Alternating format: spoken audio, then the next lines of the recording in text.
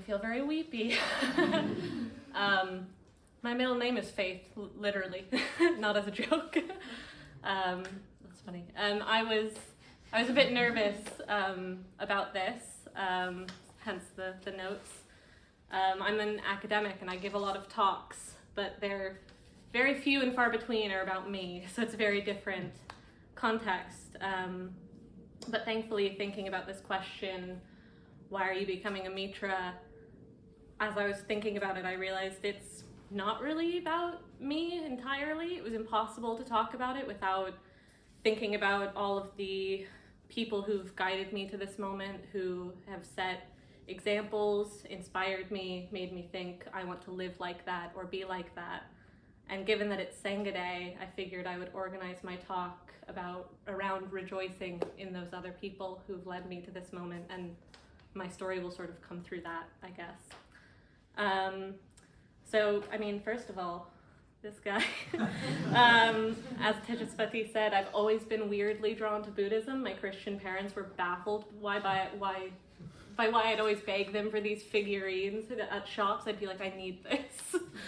And they obliged, luckily. My favorite movie also, weirdly, when I was about 5 or 6, was the 3-hour-long Bollywood epic Ashoka, about the emperor who introduced Buddhism to India, or at least spread it throughout India.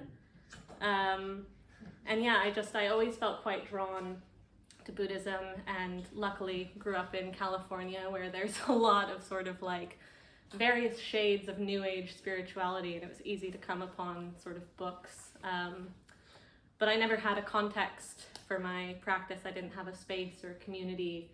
And even though I'd left Christianity as a teenager, I missed the community elements of it, going to a space every week and talking to people about the meaning of life and caring for one another.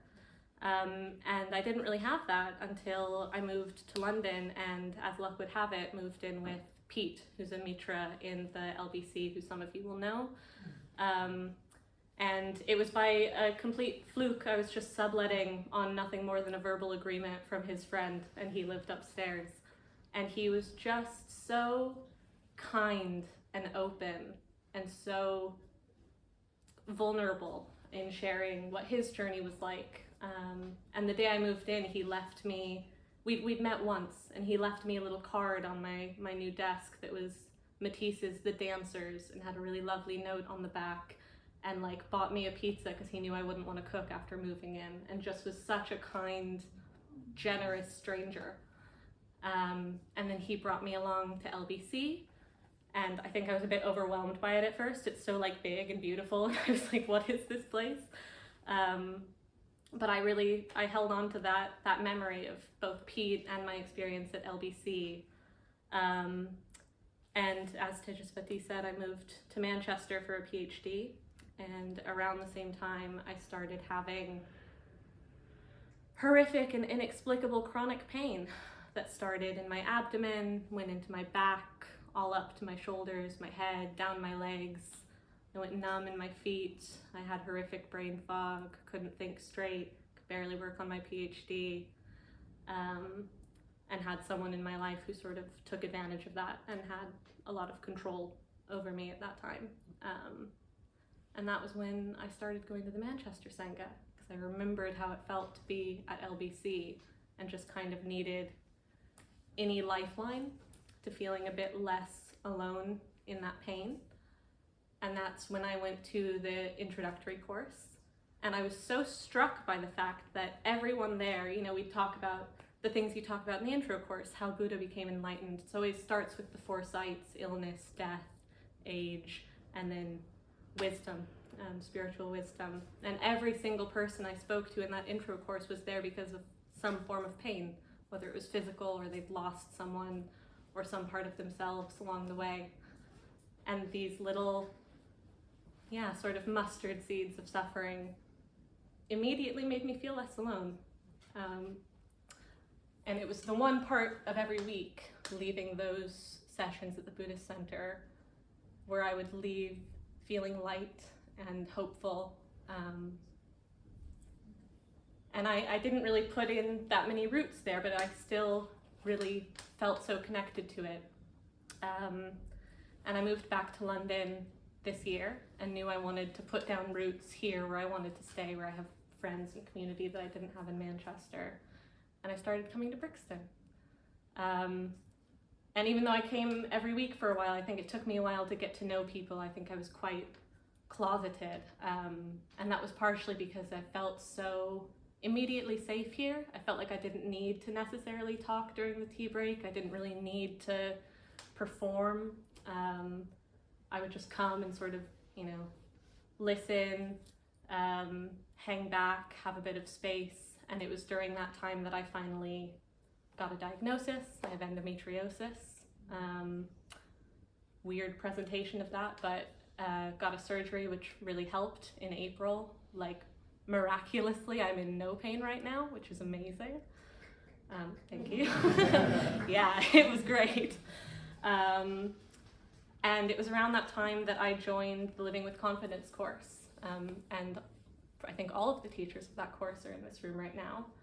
And that course is what unlocked Buddhism for me. It was what made me think that I definitely am a Buddhist, because I think I'd been drawn to meditation and Buddhism, hoping that it would help me with how overwhelmed I felt by life all the time, the anxiety.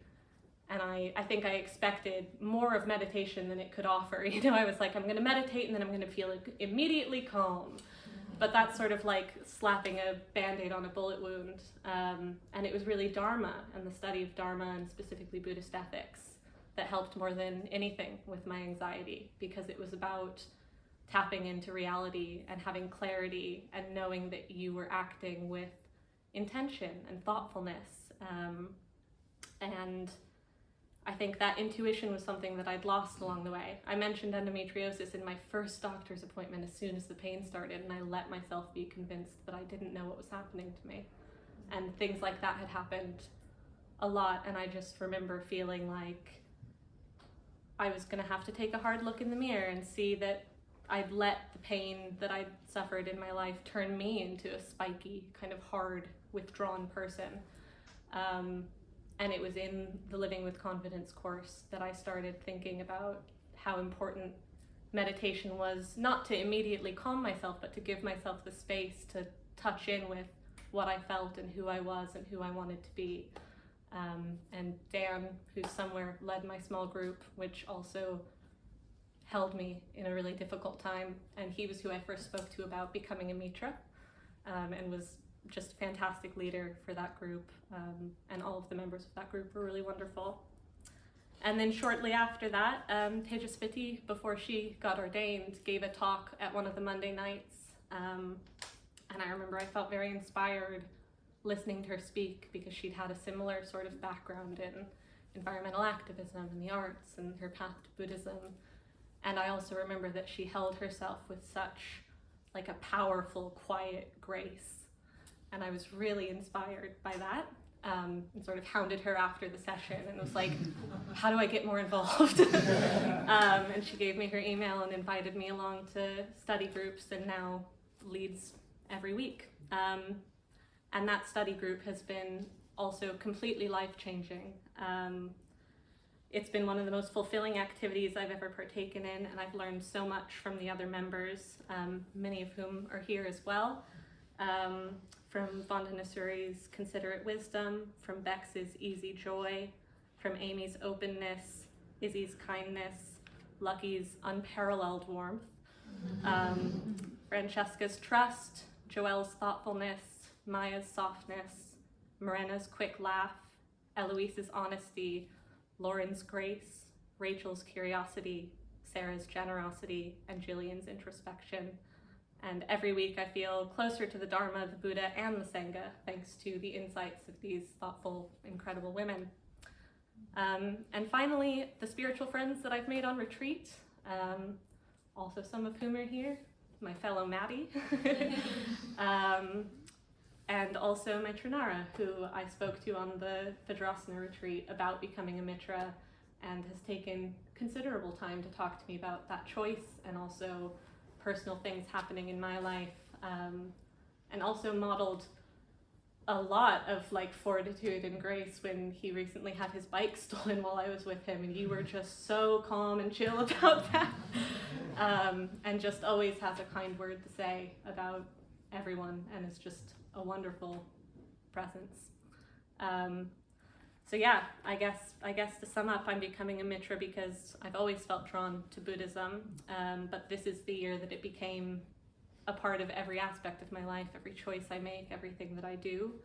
The Dharma influences pretty much all of my decisions now, which does indeed help me to live with more confidence, and inspired me to have a more regular meditation practice. And because I've found a home in the Sangha and feel that it's the site of my spiritual life and many, many friendships that have fueled and fulfilled me, and I look forward to deepening. So thank you all.